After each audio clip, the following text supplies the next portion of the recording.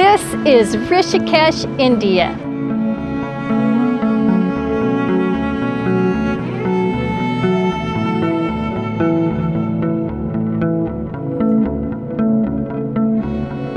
Set against a backdrop of the Himalaya mountains, the Ganges River, and some amazing temples.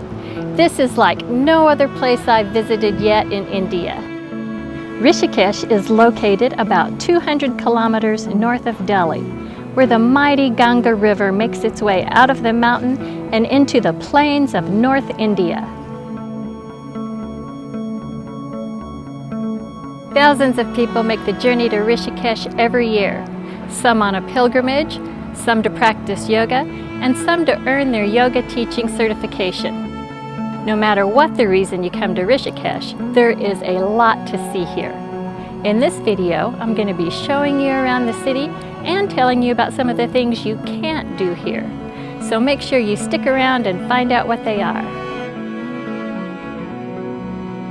One of the first things I wanted to do when I got to Rishikesh was come down and see the Ganges, the mother of rivers here in India.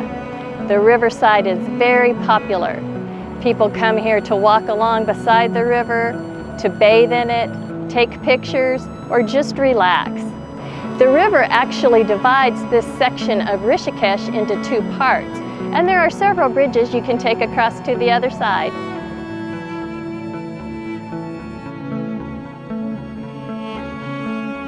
Originally built in 1889 by Ray Bahadur, the Laxman Jhula suspension bridge served the public until 1924, when it was completely destroyed by a flood. It was rebuilt by the British and opened to the public in 1930. And now, after 94 years of service, it is being rebuilt due to age and some foundational structural damage. A side note about the bridge: when the wealthy Ray Bahadur originally had the bridge built for public use, he had a stipulation written into law stating that the bridge and any future replacement of it would remain free for the public to use, and no tolls were ever to be collected. I'm going to have to take a boat across the river since the old bridge is closed down and the new one is still under construction. I bought my ticket for about 50 cents and then I waited for about 45 minutes. When I bought the ticket, I didn't realize that the ferry boat doesn't leave until it's full. I could have paid a higher price and got a small speedboat on demand and left immediately.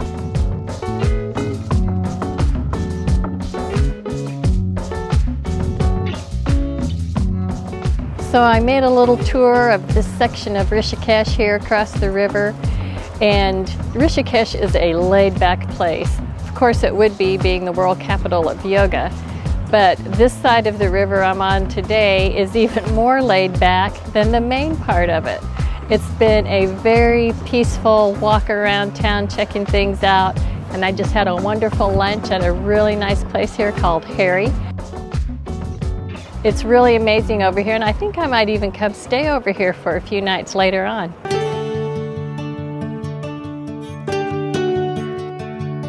This is the Jhula Rishikesh Ashram, also known as the Beatles Ashram. And these structures you see here behind me are meditation domes. During the 1960s and 70s, this was the International Academy of Meditation, a training center for students of meditation started by Maharishi Mahesh Yogi, who also came up with the transcendental meditation technique. The words Charusi Gatuya mean 84 domiciles, or 84 caves, and this building here behind me has 84 individual meditation rooms. These 84 rooms also represent asanas, or 84 different poses in yoga.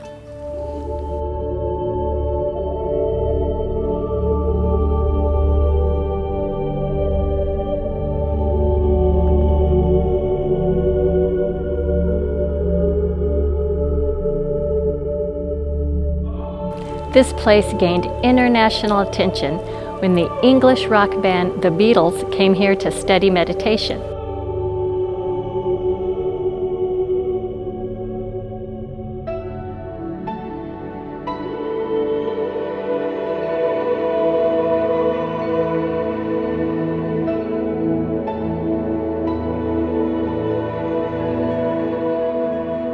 When the Maharishi Mahesh Yogi came up with the transcendental meditation technique, it soon went worldwide. This meditation technique does not involve any religion. It's a way to clear your mind and focus on whatever you need to focus on in your life. So no wonder the Beatles were so productive while they stayed here. Their stay here actually turned out to be one of their most productive periods as songwriters, as they wrote almost all the songs for the White Album right here. So this is the building where the Beatles were actually housed while they stayed here at the meditation center.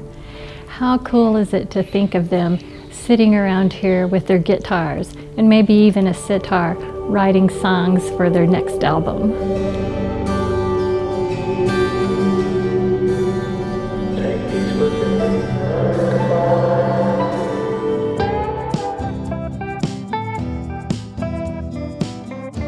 It is so fascinating to walk through all of these buildings.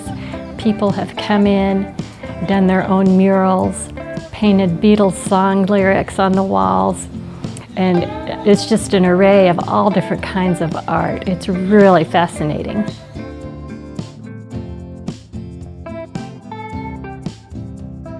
Before we came out here, we looked online and saw that the price was 600 rupees for a foreigner. But when we got here, they had recently doubled the entrance fee. And while we weren't very happy with that, we went ahead and paid it and came in, and man, am I glad that we did. This place is immense. You can walk through all the rooms, all the meditation huts, all the caves. You can come up on the rooftops where these egg-shaped domes are. This property is immense and it's really beautiful. I have not been in a modern abandoned place that was this cool. The vibe here it's so relaxing. I don't even know how to explain it. It's just great being out here. And the views of the jungle-covered mountains and the river and the town below are really great additions. And I think that they doubled the price because this property is attached to a tiger reserve, and they're trying to bring in more money to help upkeep the preservation of the tigers.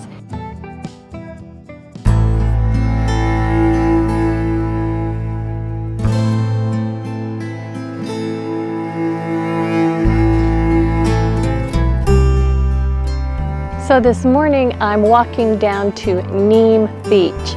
It's supposed to be a really quiet and peaceful place on the banks of the Ganges.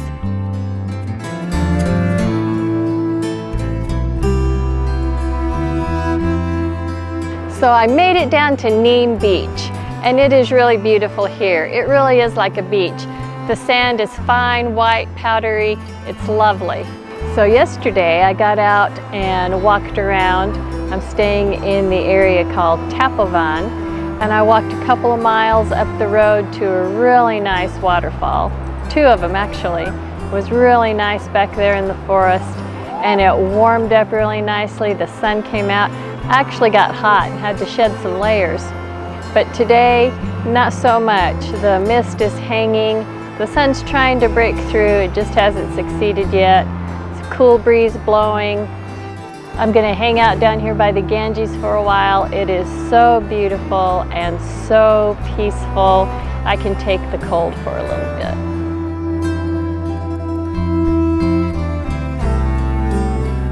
Rishikesh isn't just the home of yoga. It's also very famous for its adventure sports. And there's many types of adventure sports you can do here, and whitewater rafting is #1 among them. The current here is pretty good. We've seen a few nice rapids. You're not getting me in there. It's just a little bit too cold for me to try it right now.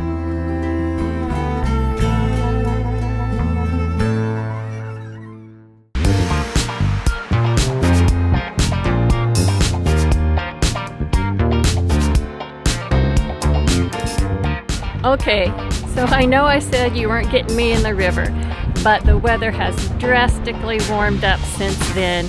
And besides, you didn't think I was going to come all the way to Rishikesh and not raft the Ganges, did you? I haven't been rafting in a few years, but I have done some big whitewater before, like the Zambezi, which was terrifyingly fun. We're putting in right below a Class 5 rapid, and I can honestly say I'm kind of glad we're missing that. It is really beautiful here, and the color of this water is amazing. But I know it's really cold because it's coming straight out of the Himalayas. And I'm really wishing I would have took advantage of the offer of a wetsuit now.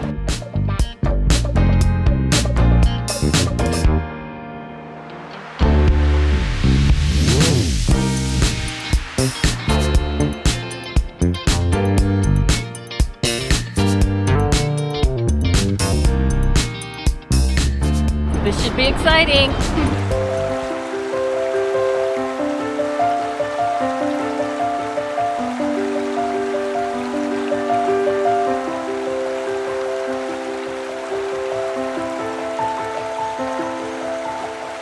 The float down the Ganges started out just like I had hoped it would, nice and calm. But that didn't last.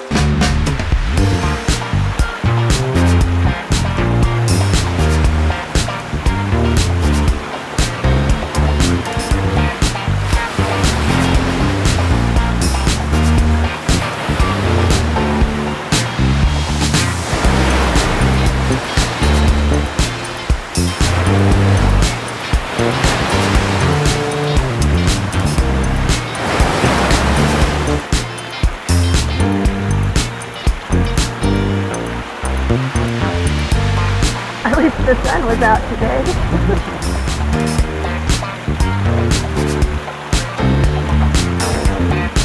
There are some really nice, calm sections of the river in between the rapids, so you have time to take in the stunning scenery.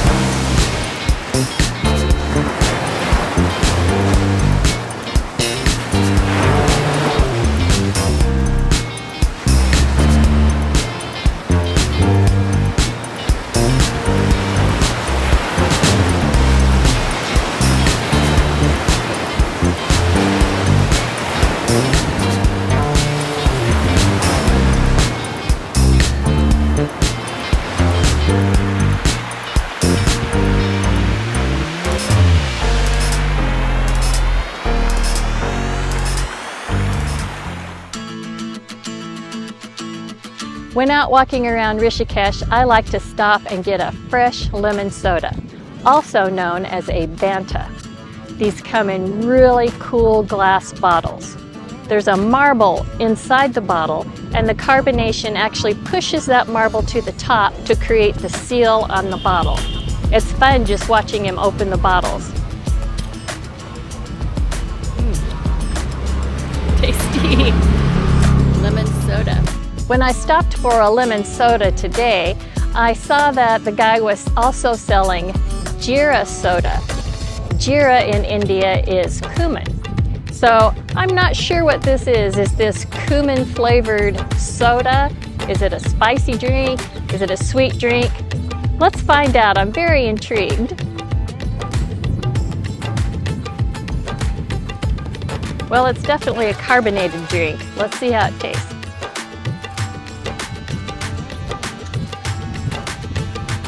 Wow, that's really good. That is cumin flavored soda. It's not very sweet. It's a little spicy. It's really delicious. And this was only 10 rupees or 12 US cents. This is great.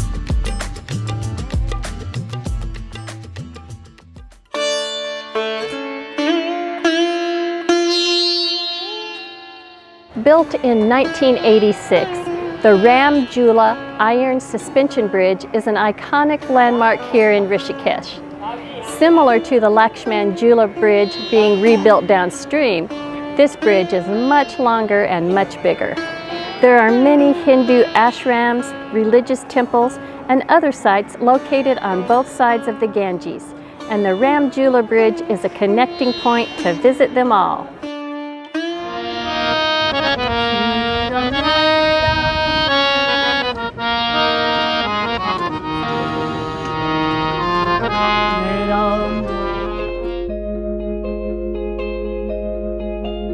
Founded in 1942, the Parmarth Niketan sits on the banks of the Ganges. This is the largest ashram in Rishikesh with over 1,000 rooms. Tourists flock here to see the 14-foot tall Shiva statue next to the river. Carved from white marble and seated in serene meditation, this statue draws pilgrims and wanderers from all walks of life. In addition to this statue, there is a famous statue of Lord Krishna in his chariot on the roof. It is beautiful as well. I came here this morning to check out this beautiful ashram and to see the big Shiva seated over the river. I had no idea this giant Hanuman statue was here. It's an added bonus. It's beautiful. The Parmarth Niketan provides a clean and sacred atmosphere to the thousands of pilgrims who come here from all over the world for yoga training, meditation classes, Ayurvedic medicine training and treatment, or just to pray. Every place I go has its own vibe, but Rishikesh, it is a vibe. When I first arrived, the owner of the hotel where I'm staying suggested, "Don't make a plan, just see where Rishikesh takes you and go with it." And that's exactly what I've been doing. I was just recording that line about the cool vibe here in Rishikesh and made a new friend. Look who joined me.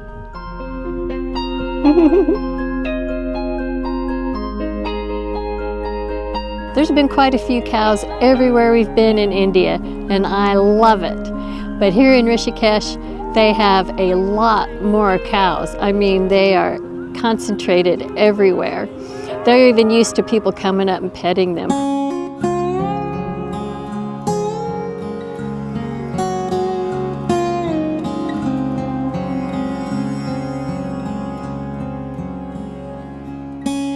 So about those things that you can't do here.